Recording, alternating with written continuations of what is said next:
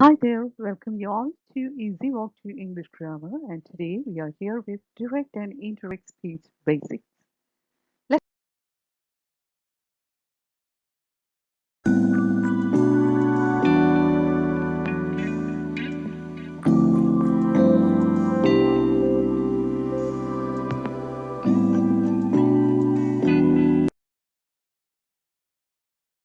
let's first check what direct speech and indirect speech are. On the screen, you can see three persons, A, B, and C.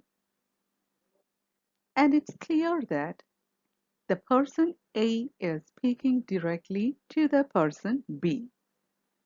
Person C is not actively participating in the conversation.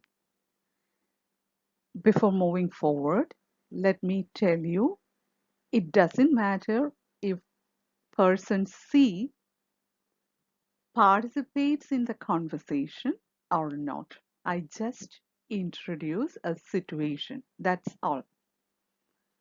So, coming back to our point, person, the person A is speaking directly to the person B.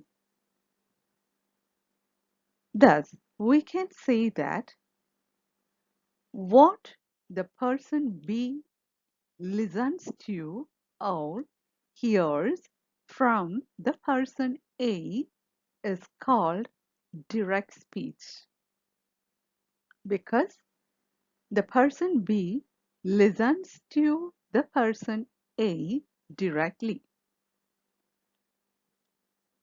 The person C is not directly participating in the conversation, but he can also hear the speech or the words that the person A speaks to the person B.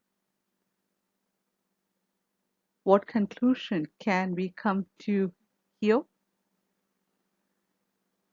The person C also hears the direct speech because the person C can also hear directly what the person A says.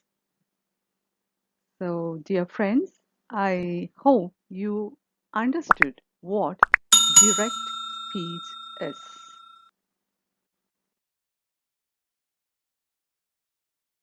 Now, let's move on to check what indirect speech is. Here on the screen, once again, we can see two persons. The person C, who we saw in the previous scene, and a new person is also introduced here, the person D, who was not in the scene before. Here we can see that the person C speaks to the person D. Let's assume the person C here tells about what he listened to from the conversation went on between the person A and the person B in the previous scene. Here, the person C speaks about what he listened to before to the person D who was nowhere in the scene before. So, what conclusion can we come here? Actually, the person D listens to an indirect speech. Why?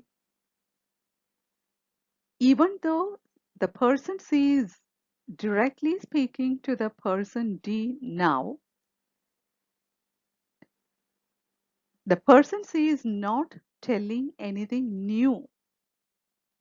Instead, he is telling about a conversation he listened to when he was with the person A and the person B. Thus, we can clearly understand here the person D listens to an indirect speech because the person D was not directly present or participating in the conversation went on between the person A and the person B. Friends, did you understand what indirect speech is? Let's examine this point with the help of an example. Once again, we can see that A speaks directly to B and C, even though he is not directly participating in the conversation, hears what A speaks directly. Let's assume A spoke this sentence: I like ice cream the best. And we know that B hears this directly because A spoke this sentence to B, and C also hears this sentence directly because he is nearer to A and B. He is somewhere, his location is nearer to A and B. So he also hears this directly. And we can call this sentence a direct speech. Hope you understood. Now, let's insert the same example to the scene where the person C spoke to person D. And let's examine the change happened to the sentence. A said that he liked ice cream the best. See, here C spoke the same sentence that we saw a little before, but the construction, the structure of the sentence is entirely changed. Why? Because here C, the person C, is not telling anything new to the person D. Instead, the person C tells the person D about what he heard that A spoke, the person A spoke a little before. He is converting the direct speech that he heard from A, the person A, to indirect speech when he spoke now to person D. This is indirect speech. This is the change in the structure of the sentence that we should be careful while we transform or convert direct speech into indirect speech. Anyway, this is not enough uh, an explanation to learn indirect speech in detail. We have to move on to a lot of points.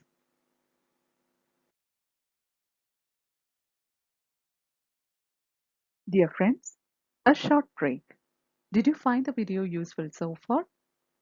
Please don't forget to get it a thumbs up. Also, share it with your friends and relatives who like to learn English grammar.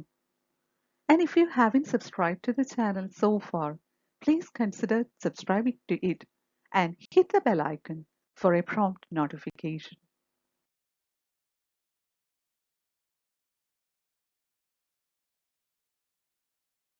Let's learn some of the terms related to reported speech or direct and indirect speech, which are very, very important. And the first term is reporting verb. Let us check what a reporting verb is. Take into consideration this first sentence. I like ice cream the best.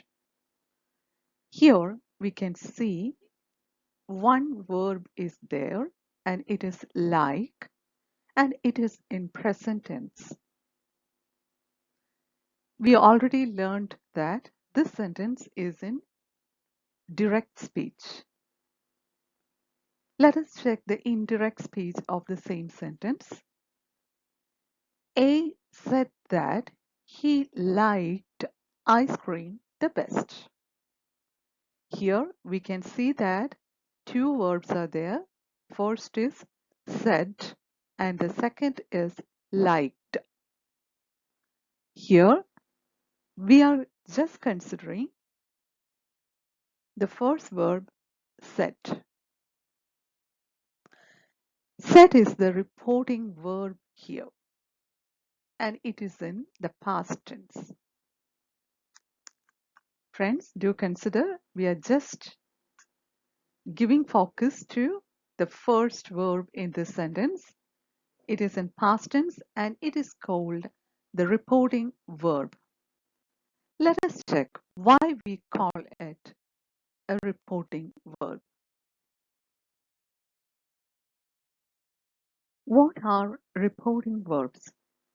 Reporting verbs are verbs that help the speaker to report what he or she witnessed. Let's check the same example. A said that he liked ice cream the best.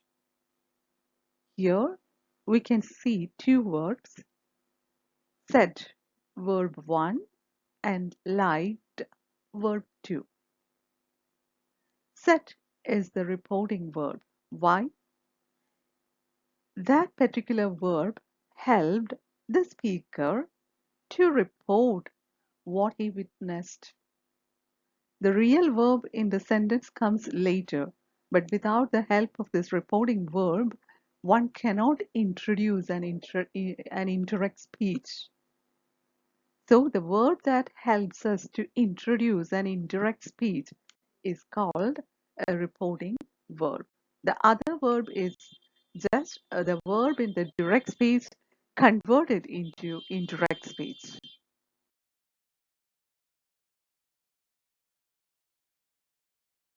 Another important factor or term connected with reported speech is conjunction. A commonly used conjunction in indirect speech is that. That helps the speaker to connect the reporting verb to the direct speech.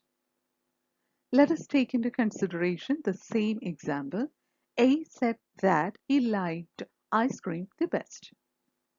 Here, that is the conjunction. It helps to connect the reporting verb said to the indirect speech. He liked ice cream the best. In students' point of view, it is very important to use a conjunction. But in modern English grammar, it is normally avoided if it is not that much necessary. Anyway, without an awareness of conjunction, the use of conjunction in indirect speech, our knowledge regarding direct and indirect speech is not complete. So this is also very important.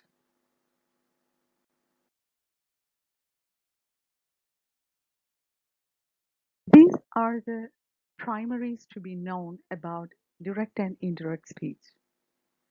We'll be soon moving on to the remaining rules of direct and indirect speech.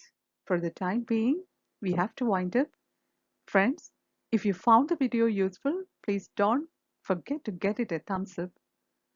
Please share it with your friends and relatives who are interested to learn English grammar. And if you haven't subscribed to the channel so far, please consider subscribing to the channel and don't forget to hit the bell icon please to get a prompt notification. Thanks a lot for watching the video. See you soon.